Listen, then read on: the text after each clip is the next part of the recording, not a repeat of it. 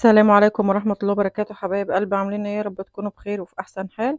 النهارده هنبدأ مع بعض يوم جديد وفيديو جديد. اتمنى ان هو يعجبكم، بس قبل ما نبدأ نقول بسم الله والصلاة والسلام على اشرف خلق الله. فيديو النهارده سهل وبسيط، هنعمل طريقة جبنة القريش في البيت بدون منفعة.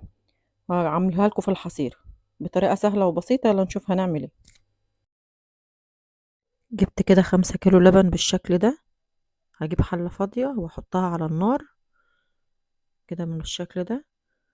هسيبها بقى تحمى الحلة معايا قوي وافضي فيها كمية اللبن كلها. هنعمل احلى جبنة قريش في البيت. انا بشوفها بايدي لسه ما سخنتش. كده فضيت اول كيلو، هفضي ال5 كيلو كلهم، وبعدين اغطي الحلة بالغطا وادفيها بقى بحاجة. هجيب شال نضيف كده واحطه على الحل بس كده واسيب